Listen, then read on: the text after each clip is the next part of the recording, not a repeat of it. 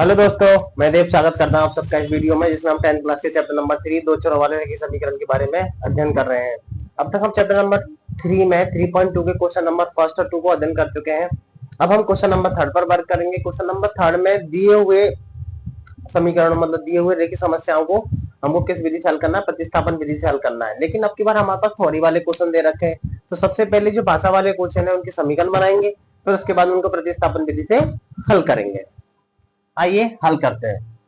हमारे लिए दे रखा है दो संख्याओं, पहला क्वेश्चन दे रखा है दो संख्याओं का अंतर कितना है 26 है, और एक संख्या दूसरी संख्या की कितनी है 3 गुनी होने ज्ञात कीजिए। तो सबसे पहले जो दो संख्याएं हैं उन संख्याओं को मानो। सबसे पहले तो हल माना पहली संख्या x मानिए, माना दूसरी संख्या कितनी मानी है y मानी है। प्रथम शर्त से, ज्यादा थोड़ी नहीं लिखनी है, बस ऐसे लिखना है प्रथम शर्त से। प्रथम शर्त क्या कहना चाहता है कि दो संख्याओं का अंतर यानी पहली संख्या और दूसरी संख्या का अंतर कितना दे रखा है 26। अंतर का मतलब तो दोनों को हमको क्या करना है, घटाना है। यह आपकी क्वेश्चन नंबर क्या बन जाती है फर्स्ट। द्वितीय शर्त से, द्वितीय शर्त से, द्वितीय शर्त क्या कहती है आपकी कि एक संख्या दूसरी संख्या की कितनी गुनी है 3 गुनी है। पहली संख्या कितनी हो जाएगी x, दूसरी संख्या कितनी हो जाएगी y। तो पहली संख्या गुनी है, दूसरी संख्या क्या है छोटी है, तो इसको कितने से मल्टीप्लाई कर देंगे 3 से। तो 3 से क्या करेंगे हम इसका मल्टीप्लाई करेंगे 3 इंटू, तो 3 इंटू y हो जाएगा। तो समीकरण क्या बन के आएगा x इज इक्वल टू कितना हो जाएगा 3 3 गुना क्यों किया, क्योंकि पहली संख्या ऑलरेडी 3 गुना है, कम कौन है दूसरी संख्या है, तो उसको पहली संख्या के बराबर लाने के लिए 3 से क्या कर देंगे मल्टीप्लाई कर देंगे। इक्वेशन नंबर क्या हो जाती है, ये 2 हो जाती है। ये जो x का जो मान है इसको हम समीकरण नंबर किस में रख देते हैं, फर्स्ट में रख देते हैं। तो पुट इन क्या हो जाएगा फर्स्ट रखो, तो क्या आएगा यहाँ रखो x के स्थान पर, तो कितना हो जाएगा 3y minus Y is equal to कितना हो जाएगा 26। 3y में से y गया तो कितना बचेगा आपका 2y इज इक्वल टू कितना हो जाएगा 26। यहाँ से y की वैल्यू निकालेंगे तो 26 अपॉन कितना हो जाएगा 2, और y इज इक्वल टू कितना हो जाएगा 13। 2 से 26 को डिवाइड करने पर कितना आता है 13 आता है। पुट इन कहाँ 2 में रख देते हैं इसको, यहाँ से हमारा x का मान आ जाएगा, दूसरी संख्या पहली संख्या आ जाएगी। तो यहाँ तो x इज इक्वल टू कितना हो जाएगा 3 इंटू 30, तो x इज इक्वल टू कितना हो जाएगा 39।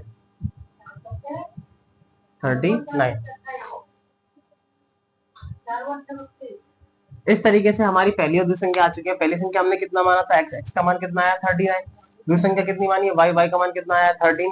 तो पहली संख्या कितनी, अतः पहली संख्या कितनी हो जाएगी, पहली संख्या x इज इक्वल टू कितना है 39, दूसरी संख्या y इज इक्वल टू कितना है 13।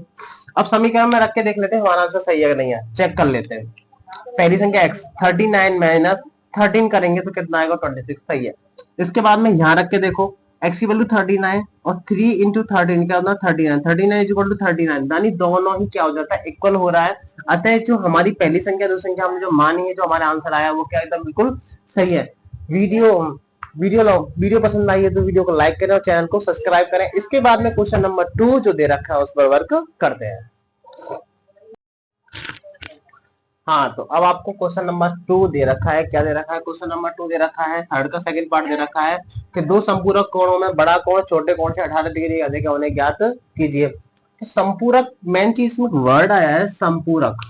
संपूरक क्या होता है, संपूरक कोण यानी ऐसे दो कोण जिनका, जैसे मान के चलो पहला कोण x और दूसरा कोण y, अगर इन दोनों कोणों को मैं ऐड करूं तो इसका जो योग है वो 180 आना चाहिए। ये ऐसे दो कोण जिनका सम या इनका योग कितना हो 180 होता है, वो कौन से कोण कहलाते हैं, संपूरक कोण कहलाते हैं, संपूरक कोण कहलाते हैं। तो संपूरक कोणों में पहला कोण छोटे कोण से 18 डिग्री अधिक है, तो पहला कोण 18 डिग्री है, छोटा तो मतलब दूसरा वाला जो कोण है वो 18 डिग्री क्या है, कम है, उन्हें हम क्या करना है, ज्ञात करना है। तो सबसे पहले कोण मान लेते हैं। तो क्या मानेंगे, जो एक्स और वाई में काम करते हैं वही करेंगे। तो हल, माना पहला कोण हम कितना मान लें, एक्स डिग्री, माना दूसरा कोण हम कितना मानेंगे, वाई डिग्री मान लिया। अब कह रहा दो संपूरक कोण, संपूरक कोण से मतलब होता है कि प्रथम शर्त से, प्रथम शर्त क्या कहती है, प्रथम शर्त ये कहती है कि दो संपूरक कोणों का योग, यानी पहला कोण प्लस दूसरा कोण का योग कितना होना चाहिए, 180। ये क्या कहलाते हैं, संपूरक कोण कहलाते हैं। आपका इक्वेशन नंबर फर्स्ट बन चुका है। द्वितीय शर्त से, द्वितीय शर्त से, द्वितीय शर्त क्या कहती है कि बड़ा कोण, सॉरी और सॉरी, हाँ, बड़ा कोण छोटे कोण से 18 डिग्री। तो माना पहला कोण, इसमें यहां से ये मान लेता हूं थोड़ा सा, माना बड़ा कोण, बड़ा कोण हम कितना मान लेते हैं, x डिग्री, और छोटा कोण हम कितना मान लेते हैं, y डिग्री। तो हाँ अब सही है। तो दोनों कोणों का योग कितना हो जाएगा, 180 हो गया। हाँ, दूसरी शर्त क्या कहती है, बड़ा कोण छोटे कोण से 18 डिग्री अधिक है। तो अधिक कौन है, छोटा ही तो अधिक है, सॉरी बड़ा जो अधिक है, बाई वाला तो छोटा है आपका। तो कितना अधिक है, ये 18 अधिक है, तो कम कौन है, ये है कम। तो इसमें कितना ऐड कर दे, इसके बराबर लाने के लिए 18 ऐड कर दे, हमारा बन जाएगा। प्रतिस्थापन विधि से इसको हल करना है। प्रतिस्थापन विधि का मतलब क्या होता है, जो मान हमारा एक समीकरण से निकला उसको दूसरे समीकरण में रखते हैं, ये हमारी प्रतिस्थापन विधि है। यहाँ तो ऑलरेडी निकला हुआ मिला है हमें, तो इसी मान को हम समीकरण नंबर कहाँ रख देते हैं, कोटेन, और समीकरण नंबर कहाँ रखने पर, एक में रखने पर रखें। तो कैसे रखेंगे, x के स्थान पर रखेंगे तो y plus 18 plus Y is equal to कितना हो जाएगा, 180। y और y कितना हो जाएगा आपका, 2y plus 18 is equal to 180। आगे देखिए, 2y की यहां से वैल्यू निकालता हूं तो कितना हो जाएगा, 180, 180 उधर जाएगा तो कितना हो जाएगा, -18। तो 2y इज इक्वल टू कितना बचेगा, 261। यहां से अगर मैं y की वैल्यू निकाल दूं तो 162 अपॉन कितना हो जाएगा, 2। तो y इज इक्वल टू कितना हो जाएगा, 2 अट्ठे 16 और 2 एकम 2, कितना आ जाएगा y का मान, 81 डिग्री आ रहा है। यानी हमारा जो छोटा कोण का जो मान है वो कितना आया है, 81 डिग्री आया है। इस वाले मान को हम कहाँ रख देंगे, 14 कहाँ, 2, समीकरण नंबर 2 में रख दो, यहाँ पे x का मान आ जाएगा। तो x इज इक्वल टू कितना हो जाएगा, 81 प्लस 18, तो x इज इक्वल टू कितना हो जाएगा, 99 डिग्री। तो इसका मतलब ये हुआ कि हमारा बड़ा कोण कितना आया, अतः बड़ा कोण x इज इक्वल टू कितना आया है, 98 डिग्री, और छोटा कोण y degree is equal to कितना आ जाएगा हमारा, छोटा कोण कहाँ है, 81 डिग्री। अब गौर से देखने वाली बात है कि हमारा जो आंसर आया है वो सही है गलत, एक बार इसको क्या कर लेते हैं, चेक कर लेते हैं। तो चेक करके हमें पता चलता है कि 99 में से 81 जाते हैं, या फिर दोनों को ऐड करते हैं तो कितना आएगा, 180 आएगा डेफिनेटली। और पहला कोण दूसरे कोण से कितना अधिक है, 18 अधिक है। तो गौर से देखो, ये x का जो मान है कितना आ रहा है, 18 अधिक आ रहा है, इसलिए हम कह सकते हैं कि हमारा आंसर सही है। इसके बाद में इसका क्वेश्चन नंबर 3 है, उस पर वर्क करते हैं। अब तक हम 2 क्वेश्चन कर चुके हैं, इसके बाद में अब तीसरा क्वेश्चन हमारे लिए आ रहा है। क्या दे रखा है कि एक क्रिकेट टीम के एक कोच ने 7 बल्ले तथा 6 गेंदे 3800 रुपए में खरीदे। बाद में उसने 3 बल्ले तथा 5 गेंद 1750 में खरीदे। प्रत्येक बल्ले और प्रत्येक गेंद का मूल्य ज्ञात कीजिए। तो सबसे पहले प्रत्येक बल्ले के लिए मानेंगे, बल्ला मानेंगे, और प्रत्येक गेंद को मानेंगे। सबसे पहले क्या करेंगे, हल, माना बल्ले का मूल्य, एक बल्ले का मूल्य एक बल्ले का मूल्य, एक बल्ले का मूल्य कितना मान ले, एक्स मान ले। माना एक गेंद का मूल्य, गेंद का मूल्य कितना मानेंगे हम, वाई मान लेंगे।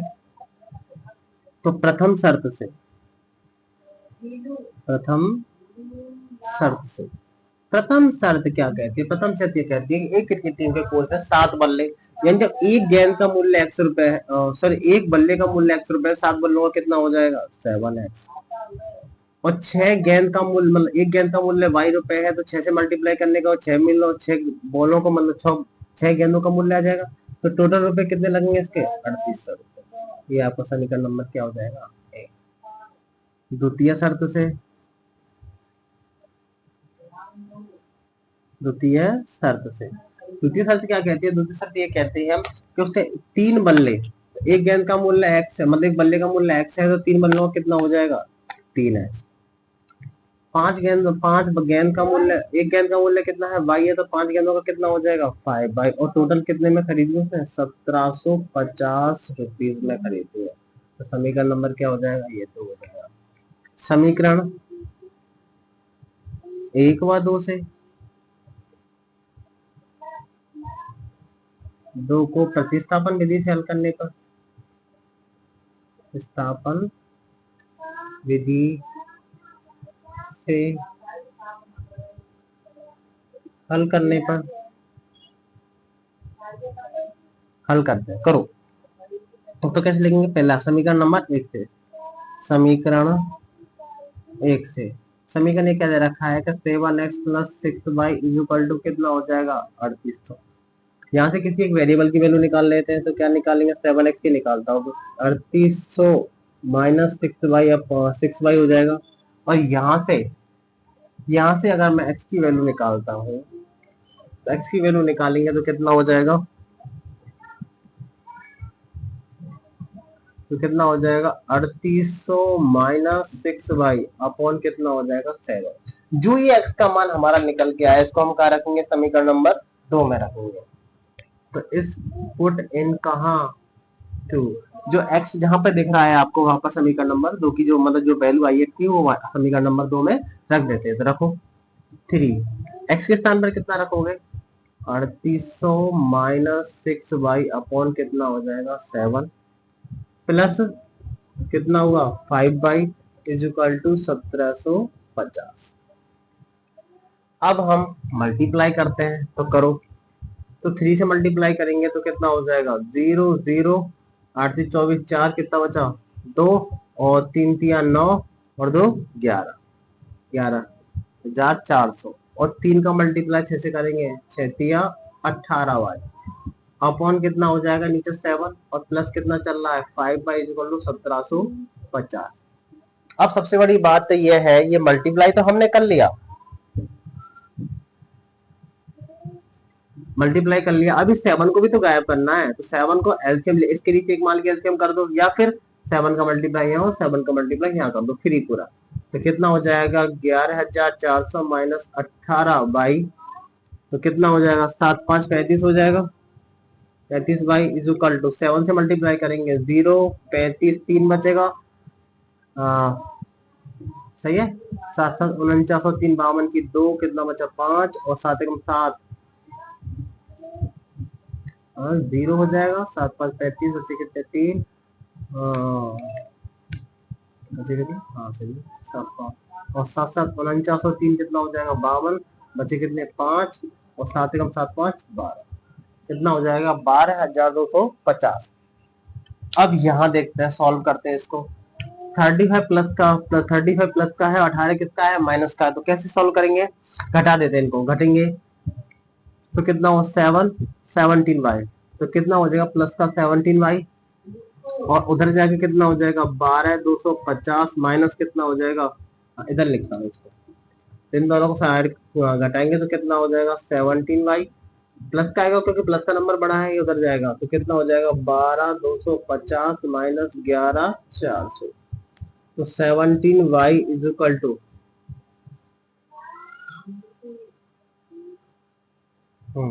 तो कितना हो जाएगा, सबट्रैक्ट करते हैं तो कितना हो जाएगा 0, 5 यहाँ से, हाँ 5 को 5 आ जाएगा, यहाँ से 12 में 8, यहाँ पर कितना बचेगा 1,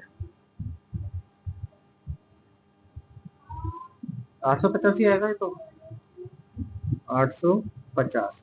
यहाँ से अगर मैं y की वैल्यू निकालूं तो 850 अपन कितना हो जाएगा 7, तो कितनी बार काटेगा ये 5 बार, 7 पंजे 85 होते हैं, तो y इक्वल टू कितना हो जाएगा 50 रुपीज में आएगा ये। यानी एक बल्ले का मूल्य हमारे पास में, सॉरी गेंद का मूल्य कितना है, y बराबर 50 रुपए। इस जो ये जो मान आया है इस मान को हम कहाँ रख देंगे, पुट इन कहाँ, ये जो समीकरण नंबर ए आया है इसमें रख देते हैं। इसको ए मान लिया था मैंने, सॉरी मुझसे गलती हुई, मैंने मान नहीं पाया था, अब ए हो जाएगा।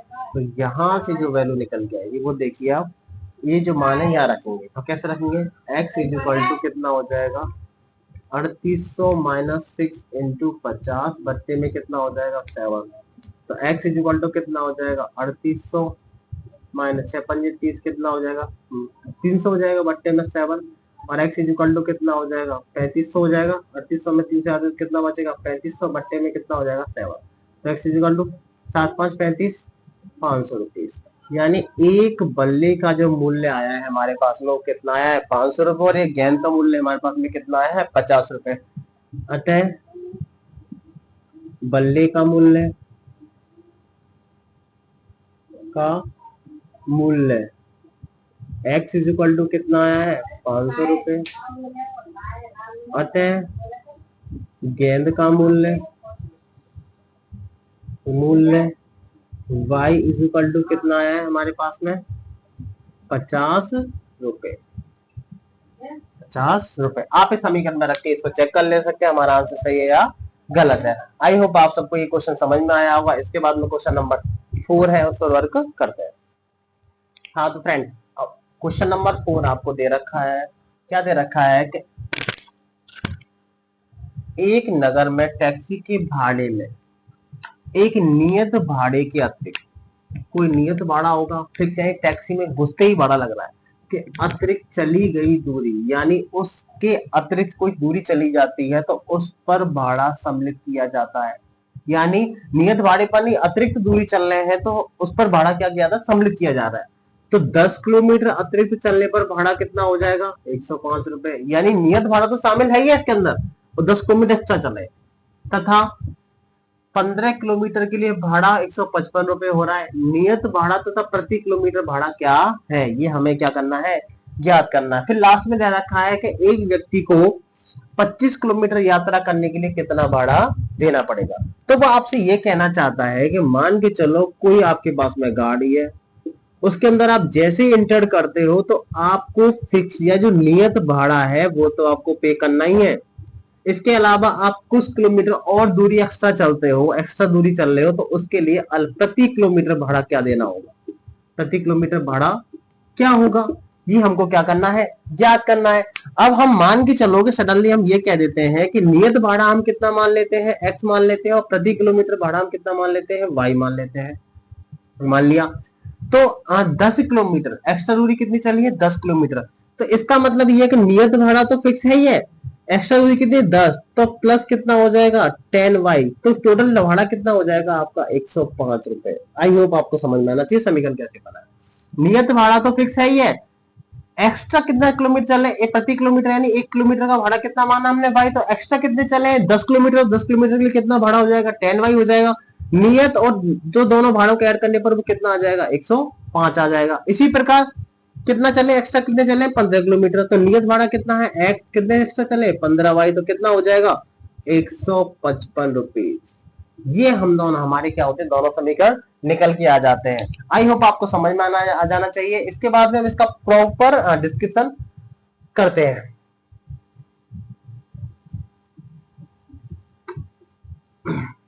तो सबसे पहले क्या मानेंगे, माना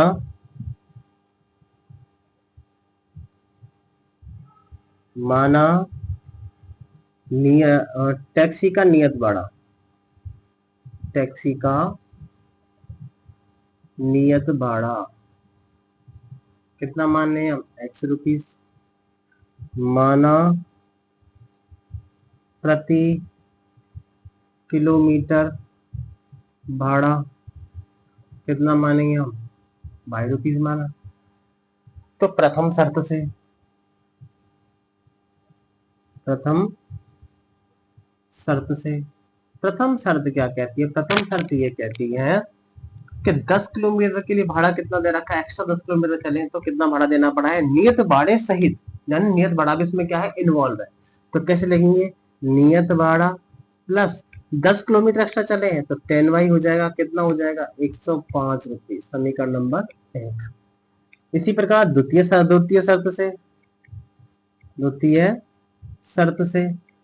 शर्त क्या कहती है कि नियत भाड़ा प्लस एक्स्ट्रा 15 किलोमीटर चला गया भाड़ा कितना है आपका, दोनों 155, समीकरण नंबर 2।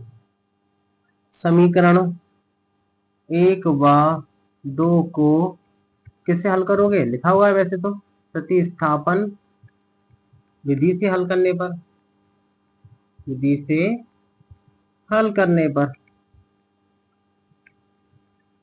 हल करेंगे तो क्या लिखेंगे, समीकरण 1 से लिखेंगे सबसे पहले, समीकरण 1 क्या दे रखा है हमारे लिए, ये दे रखा है कि x plus 10y is equal to 105। यहां से अगर करने का आपको क्या दे रखा है, ये दे रखा है, तो कितना रखेंगे, तो x की यहां से वैल्यू निकालते हैं तो कितना हो जाएगा 105 माइनस 10y। ये जो आया है इसको समीकरण नंबर हम क्या मान लेते हैं, a, और पुट इन कहाँ 2, समीकरण नंबर कहाँ रखेंगे इसको 2 में, इसको समीकरण नंबर कहाँ रख देंगे 2 में। तो देखो कैसे रखेंगे, x के स्थान पर कितना रखोगे 105 minus 10y plus 15y is equal to कितना हो जाएगा 155, सही है। इसके बाद में 15y में से 10y गया तो कितना बचेगा, यानी 15y में 10y गया तो कितना बचेगा, प्लस का 5y, 155 पहले से ही 105 को उठा के रिजल्ट ले जाऊंगा, कितना हो जाएगा 105 माइनस का हो जाएगा, तो 5y की इक्वल टू वैल्यू निकालते हैं, 155 105 गए तो कितना बचेगा 50।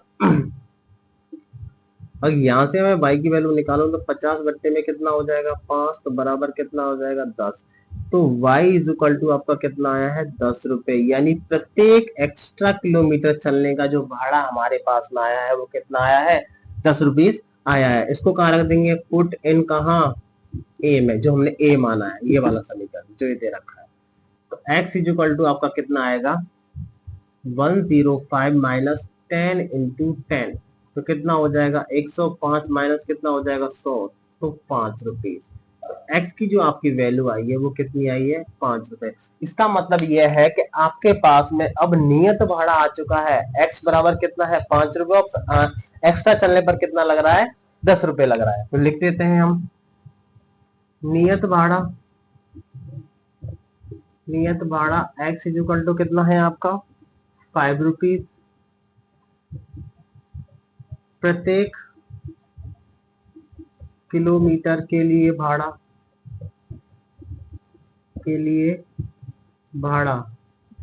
y इज इक्वल टू कितना है आपका 10 रुपए। अब यहां तक हम पर x और y के मान आ चुके हैं, नियत भाड़ा भी और प्रत्येक किलोमीटर के लिए भाड़ा आ चुका है। इसके बाद उसने पूछा है कि एक व्यक्ति को 25 किलोमीटर एक्स्ट्रा चलने के लिए कितना भाड़ा देना पड़ेगा। तो हम निकालते हैं, अब लिखेंगे यहां पर 25 किलोमीटर की दूरी के लिए भाड़ा, तो निकालते हैं। तो कैसे निकालेंगे, नियत भाड़ा कितना था माना था x प्लस 25 किलोमीटर एक्स्ट्रा चल रहे हैं तो कितना हो जाएगा 25y, वैल्यू रख देते हैं, x का मान कितना है हमारे पास 5 प्लस 25 इंटू वाई की वैल्यू कितनी है 10, तो कितना हो जाएगा 5 इंटू 250, तो कितना हो जाएगा 255 रुपए। इसका मतलब यह है कि 25 किलोमीटर यदि व्यक्ति एक्स्ट्रा चलता है तो उसको कितने रुपए पे करने पड़ेंगे 255 रुपए पे करने पड़ेंगे। इस तरीके से हमारे टैक्सी का नियत भाड़ा, अतिरिक्त भाड़ा तथा 25 किलोमीटर जो पूछा गया क्वेश्चन में, जो पूछा था 25 किलोमीटर दूरी चलने के लिए कितना भाड़ा देना पड़ेगा, हमारा आंसर आ चुका है। इसके बाद में इसका क्वेश्चन नंबर 4 हो गया, फिफ्थ है उस पर वर्क करते हैं। आगे हमारे लिए क्वेश्चन दे रखा है क्वेश्चन नंबर 5 कि यदि किसी भिन्न के अंश और हर दोनों में 2 जोड़ दिया जाए तो 9/11 हो जाती है। यदि अंश और हर में 3 जोड़ दिया जाए तो 5/6 हो जाती है। तो वह भिन्न ज्ञात कीजिए। तो वो भिन्न ज्ञात करनी है। तो भिन्न क्या होती है? भिन्न में एक, जिसे मान के चलो हम लिख रहे हैं 2/3। तो ये ऊपर वाला जो अंक होता है ये तो कहलाता है अंश, न्यूमिनेटर, और जी होता है हर, ये कहलाता है डिनोमिनेटर। यानी अंश और हर इस तरीके से जो बट्टे में संख्या लिखी होती है ये हमारी क्या होती है? भिन्न होती है। इसमें ऊपर वाला जो अंक होता है वो तो होता है अंश, और नीचे वाला अंक क्या कहलाता है? हर कहलाता है। तो सबसे पहले हमें भिन्न याद करनी है। तो भिन्न मानेंगे, अंश को मानेंगे और क्या मानेंगे? हर को मानेंगे सबसे पहले। तो माना हल, माना अंश कितना मान रहे हैं हम? अंश बराबर हमने कितना माना है? x। माना हर कितना मान लिया हमने? y। अब अंश हमारा x माना है, हर में हमने माना कितना माना? y माना है। तो भिन्न क्या हो जाएगी हमारी? तो भिन्न क्या होगी? x/y। ध्यान से समझोगे पक्का समझ में आएगा, ये गारंटी है हमारी। तो हाँ, प्रथम शर्त से। तो प्रथम शर्त क्या कहती है? प्रथम शर्त यह कहती है कि किसी भिन्न, तो हमने भिन्न बना ली, भिन्न के अंश और हर में, यानी ये भिन्न दे रखा है x/y दे रखी है, उसके अंश ये रहा ऊपर वाला, और हर दोनों में कितना जोड़ना है? 2। तो 2 ऊपर जोड़ दिया और 2 नीचे जोड़ दिया। तो भिन्न कितनी हो जाती है? 9/11 हो जाती है। अब इसको सॉल्व करते हैं। सॉल्व करेंगे तो वज्रगुणा विधि से सॉल्व करते हैं, क्रॉस मल्टीप्लाई करेंगे इसका इधर। तो कैसे करेंगे? हाँ, सबसे पहले 11 से करेंगे, कितना हो जाएगा? 11x। 11 के 2 से करेंगे कितना हो जाएगा? मल्टीप्लाई, 11 दूना 22। 9 का y से करेंगे कितना हो जाएगा? 9y। और 9 का कितने करें? 2 से करेंगे कितने? 9 दूना 18। सब संख्याओं सही कर लो। 11x, 9 को उठा के धर लिया है तो कितना हो जाएगा? माइनस का 9y। 18 पहले से ही पढ़ा हुआ, 22 को उठा के उधर ले जाएंगे तो माइनस का 22 हो जाएगा। तो 11x minus 9y is equal to 22 में से, माइनस के 22 में से 18 गए तो कितना बचेगा? माइनस का 4। इसको समीकरण नंबर क्या दे देंगे? 1 दे देंगे। इस तरीके से हमारा समीकरण नंबर 1 आ जाता है। अब क्या दे रखा है? द्वितीय शर्त से।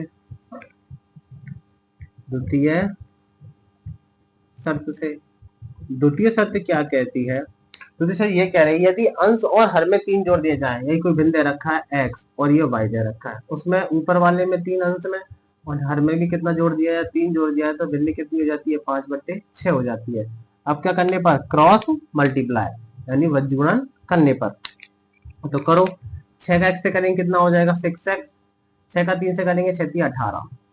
5 का y से करेंगे कितना हो जाएगा? 5। और 5 का 3 से करेंगे कितना हो जाएगा? 5 15। तो 6x का 6x रखा, 5 को y को उठा के डलना है, माइनस का 5y।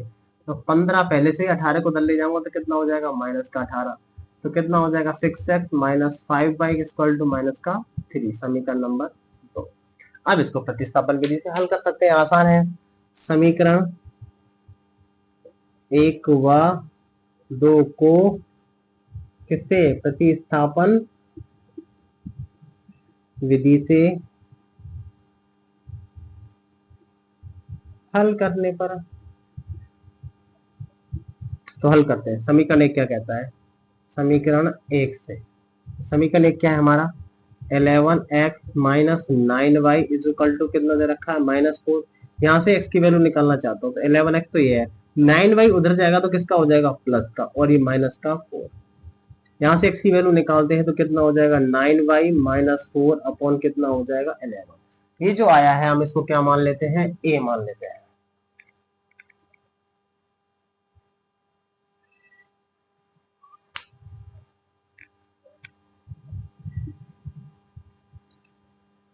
हाँ, तो इसको मैं ऊपर लिखता हूँ।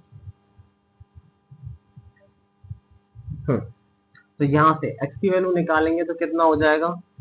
9y माइनस 4 अपॉन कितना हो जाएगा? 11। इसको हम क्या मान लेंगे? a। इसको कहाँ रखेंगे? पुट इन कहाँ? समीकरण नंबर 2 का है हमारा, ये रहा, क्या रख देंगे? समीकरण नंबर 2 में क्या रखो? 6। x के स्थान पर कितना रखा जाएगा? 9y माइनस का 4 अपॉन कितना हो जाएगा? 11। माइनस का कितना दे रखा है? 5y इज इक्वल टू कितना दे रखा है? -3।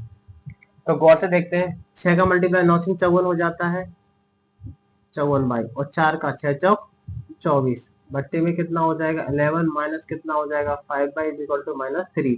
6 का अंदर क्या कर दिया मल्टीप्लाई कर दिया। तो 11 को हटाना वही तरीका है, तो कितना हो जाएगा 54y माइनस का 24। 11 का मल्टीप्लाई 5 से करेंगे 11 पंजे 55y और 11 तिया 33। तो 54y माइनस 55y, तो माइनस के 55y में से 54 गए तो कितना बचेगा माइनस का y तो बचेगा। और 33 हमारे पास पहले से ही है, 24 को उठाकर उधर ले जानो किसका हो जाएगा ये प्लस का हो गया। तो माइनस का y 33 में से 24 गए तो कितना बचेगा बताइए 9 उसका माइनस से माइनस गया तो y इज इक्वल टू आपके पास में कितना आ जाएगा 9। तो y का मान कितना आ जाएगा y इज इक्वल टू कितना आ जाएगा आपके पास में 9। ये जो मान है आप इसे कहाँ रखेंगे पुट इन a में। a कहाँ है ये, तो यहाँ रख दीजिए आप मान को। तो x इज इक्वल टू कितना आएगा 9 इंटू 9 माइनस 4 अपॉन कितना हो जाएगा 11। आगे लिखता हूं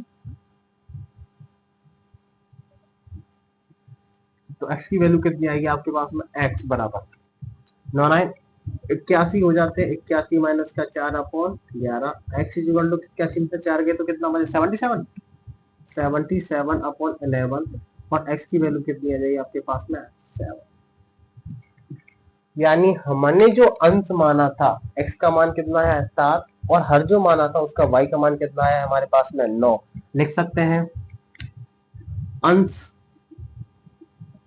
x इज इक्वल टू कितना है 7, हर y इज इक्वल टू कितना है आपके पास में 9।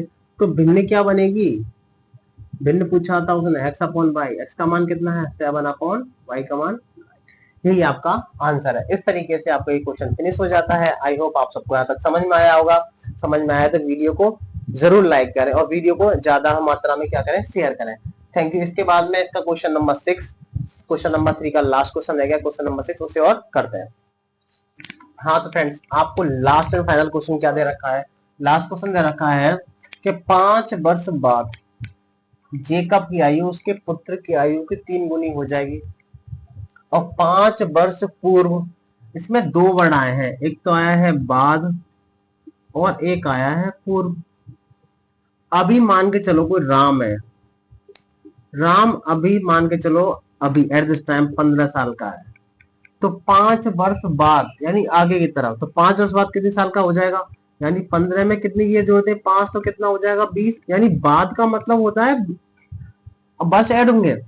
अब ये कहना चाहते हैं कि राम अभी हमारे पास में 15 साल का है, तो 5 वर्ष पूर्व पहले पहले कितने साल का था, तो इसका मतलब 15 में से कितना घटा दिया जाए 5, यानी पूर्व का मतलब होता है अगर साल जितने साल का पूछा है तो उससे घटा देते हैं तो कितना हो जाता है अपना 10, यानी 5 वर्ष बाद का मतलब हो जाता है 20 साल हो गए, 5 वर्ष पूर्व का मतलब हो जाएगा उल्टा 10 साल का हो गया। आई होप आप सबको बाद और पूर्व का मतलब समझ में आ गया। इसके स्थान पर एक वर्ड और आते हैं, पश्चात आता है, 5 वर्ष पश्चात, पूर्व मतलब बाद के स्थान पर पश्चात वर्ड भी आ सकता है आपको।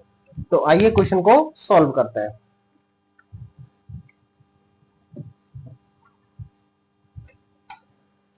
तो सबसे पहले उसने पूछा है कि उनकी वर्तमान आयु क्या करनी है, हमको ज्ञात करनी है। तो पहले वर्तमान आयु मान लेते हैं। तो हल माना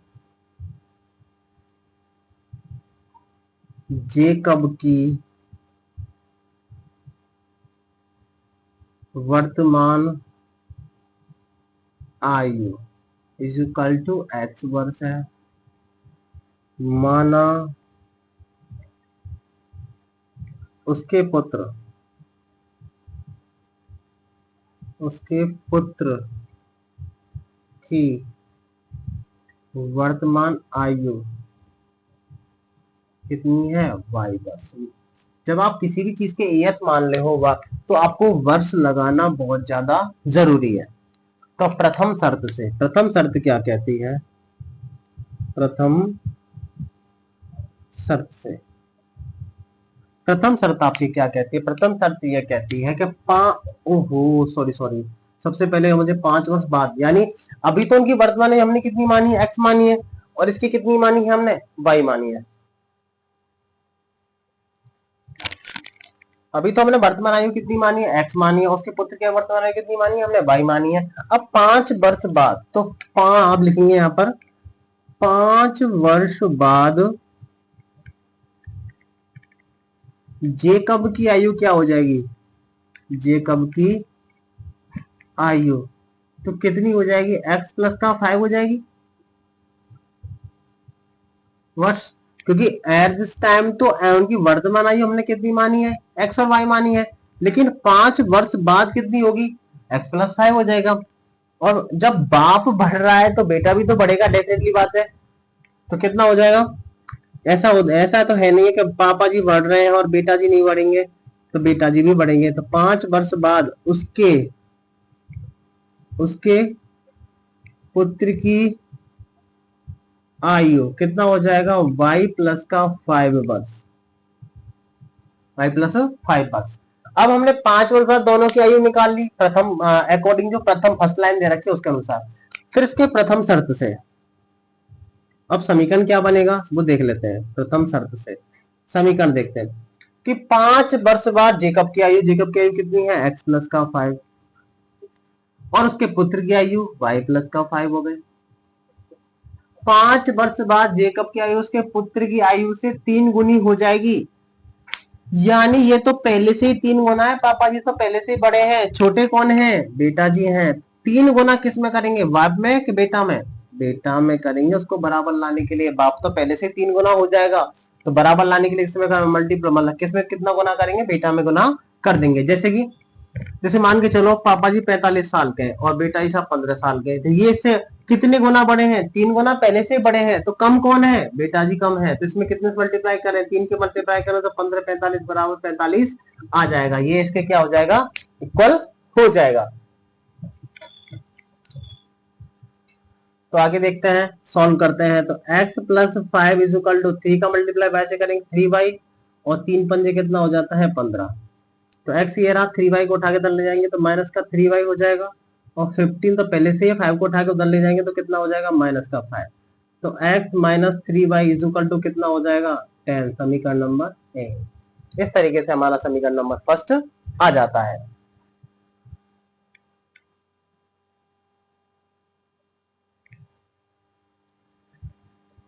अब आगे करते हैं हम, आगे करेंगे तो देखो आगे कैसे करेंगे।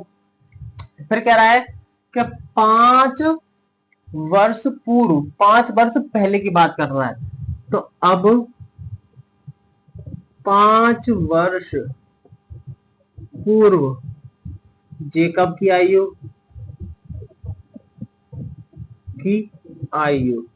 तो कितनी हो जाएगी, x माइनस का 5 वर्ष हो जाएगी। 5 वर्ष पूर्व उसके पुत्र की आयु, उसके पुत्र की आयु कितनी हो जाएगी, y माइनस 5 हो जाएगी। हाँ कितनी होगी, इज इक्वल टू में y माइनस 5 वर्ष। पूर्व की बात कर रहे हैं तो जो यश में जितनी पूछा है तो उसमें से घटा देते हैं, और बाद की बात कर उसमें क्या कर दिया जाता है, ऐड कर दिया जाता है। अब द्वितीय शर्त से, द्वितीय शर्त क्या कहती है, द्वितीय शर्त यह कहती है कि 5 वर्ष पूर्व जेकब की आयु उसके पुत्र की आयु भी 7 गुनी थी, पहले से 7 गुना था, कौन, पिताजी, यानी जेकब की आयु 5 वर्ष पूर्व और बेटा की आयु 5 वर्ष पूर्व ये थी। तो पापा जी से पहले से, जो पापा जी हैं, पिताजी हैं, जेकब जी जो है वो पहले से ही बड़े हैं 7 गुना, तो कम कौन है, बेटा। तो 7 से मल्टीप्लाई किसमें किया जाएगा, 7 गुना किसका किया जाता है, बेटा का किया जाएगा। तो सॉल्व कर लेते हैं। तो x माइनस 5, तो 7 बाई माइनस कितना हो जाएगा 35, तो x माइनस 7 बाई, उसको उठा के उधर ले आया, उसको उधर ले जाएंगे तो कितना हो जाएगा, -35 और -5, तो कितना हो जाएगा, x minus 7 by is equal to minus कितना हो जाएगा 40। समीकरण नंबर 2। अब जो समीकरण नंबर 1 और 2 हमारे निकल गए हैं उनको हम कौन सी विधि से सॉल्व करेंगे, प्रतिस्थापन विधि से सॉल्व करते हैं। समीकरण 1 व दो को किससे, प्रतिस्थापन विधि से हल हल करने का, हल करेंगे। तो क्या दे रखा है हमको, समीकरण सबसे पहले एक से, तो समीकरण एक हमको क्या दे रखा है, ये दे रखा है कि x minus 3y is equal to कितना दे रखा है 10। यहाँ से x की वैल्यू निकालो तो 10 प्लस कितना हो जाएगा 3y, इसको a दे दीजिए नाम, तो इसको कहाँ रखेंगे, पुट इन। जो क्वेश्चन नंबर फर्स्ट से करते आए हैं ना, वही क्वेश्चन नंबर थर्ड के लास्ट तक किया है। अब इसको समीकरण नंबर टू कहाँ है हमारा, ये रहा। इसके ये मिस्टेक हो गई, मिस्टेक, ये समीकरण नंबर 2 हमारा गलत बन गया, इसलिए थोड़ी मिस्टेक आ रही है इसमें। हाँ, क्या किया था हमने यहाँ पर, ये 5 जब उधर जाएगा तो ये कैसा हो जाएगा, पॉजिटिव हो जाएगा। सॉरी ये मिस्टेक हो गई हमारा।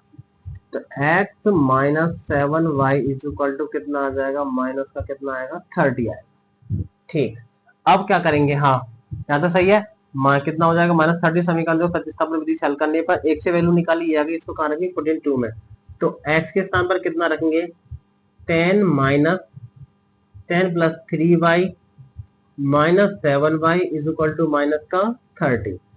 ये कितना हो जाएगा, माइनस का, यहाँ लिख देता हूँ, थोड़ा एडजस्ट, जगह थोड़ी सी कम पड़ रही है तो यहाँ लिखता हूँ, यहाँ से लिखना स्टार्ट करता हूँ। तो कितना हो जाएगा, माइनस के 7y में से 3y के कितना बचेगा, माइनस का 4y।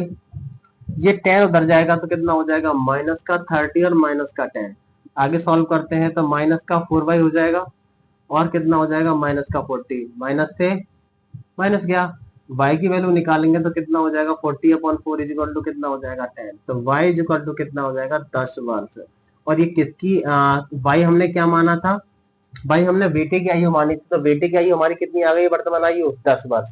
अब इसको कहाँ रख देंगे, पुट इन कहाँ, ए, जो वैल्यू निकली हमारी कहाँ निकली, ये कहाँ, ये रही। तो x इज इक्वल टू कितना हो जाएगा 10 प्लस 3 इंटू 10, सही है। तो x इज इक्वल टू कितना हो जाएगा 10 प्लस 30, तो x इज इक्वल टू कितना हो जाएगा 40 ईयर्स। तो पिता की जो वर्तमान आयु आई है, यानी जेकब की वर्तमान आयु कितनी देर आई है हमारी 40 वर्ष, और बेटे की कितनी आई है हमारी वर्तमान आयु 10 वर्ष आई है। तो आई होप आप सबको यहाँ तक ये क्वेश्चन समझ में आया होगा। इस तरीके से आपका 3.2 के सारे क्वेश्चन सॉल्व हो जाते हैं। Thank you. आया है तो वीडियो को लाइक करें और चैनल को सब्सक्राइब करें। Thank you so much.